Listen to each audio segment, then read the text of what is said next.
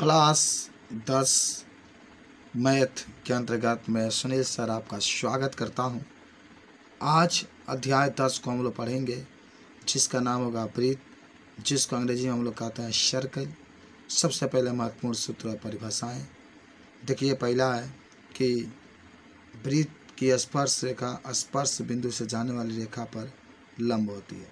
जैसे यह एक वृत्त है और ये एक स्पर्श रेखा है, और इससे जाने वाली जो त्रिज्या होती है इस पर क्या होती है, लंब होती है। दूसरा आपका है कि बाह्य बिंदु से किसी वृत्त पर खींची गई दोनों स्पर्श रेखाओं की लंबाइयाँ समान होती है।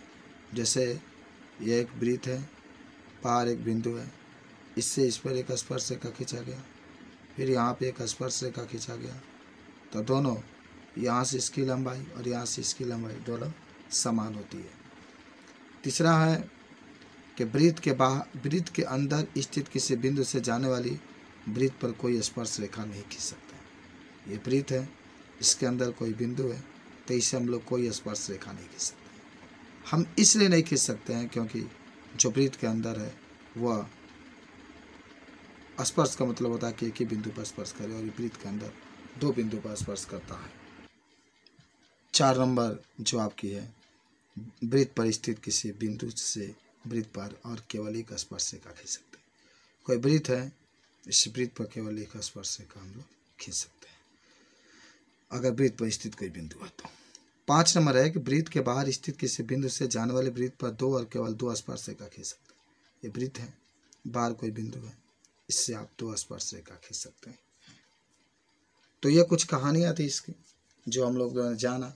इस कहानियों को आगे बढ़ाते हुए आज हम लोग अभ्यास 10.1 प्रश्नावली 10.1 की शुरुआत करते हैं। देखिए, प्रश्न ये कहता है कि एक वृत्त की कितनी स्पर्श रेखाएं हो सकती है। प्रश्न ये है कि एक वृत्त की कितनी स्पर्श रेखाएं हो सकती है। आप उत्तर में लिख सकते हैं, चूंकि किसी दिए गए वृत्त के परिधि पर एक बिंदु द्वारा एक स्पर्श रेखा खींची जा सकती है, परंतु अनंत बिंदु की सहायता से अपरिमित रूप से अनेक स्पर्श रेखाएं भी खींच सकती है। अगर वृत्त की परिधि पर बात करते हैं तो केवल एक स्पर्श रेखा खींच सकते हैं। आइए क्वेश्चन नंबर 2 नंबर कहता है कि किसी वृत्त के स्पर्श रेखा उससे बिंदु पर प्रतिच्छेद करती है। देखिए यहाँ पर लिखा गया एक बिंदु पर, तो इसमें एक भर देंगे। जैसा क्वेश्चन है कि किसी वृत्त की स्पर्श रेखा उससे एक बिंदु पर प्रतिच्छेद करती है।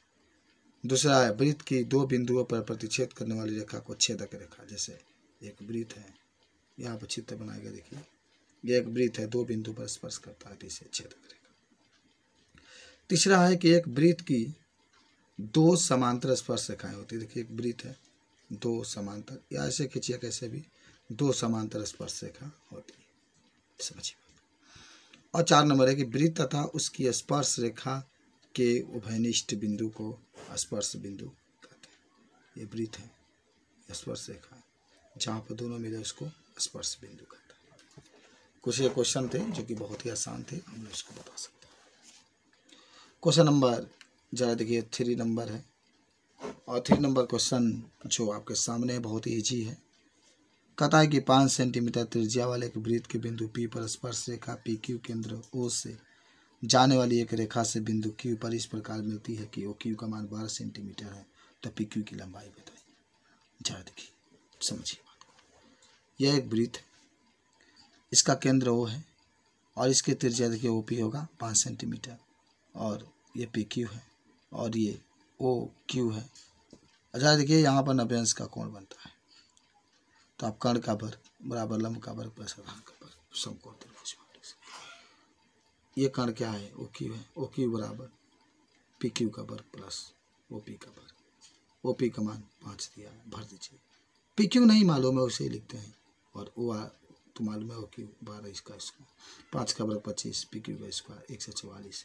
PQ बराबर 144 माइनस 25, PQ बराबर 119, तो PQ बराबर करने में 119। विकल्प डी आपका सही हो जाएगा। PQ बराबर 100, करने में 119 आपका आ जाएगा आंसर। समझ गए होंगे बात को।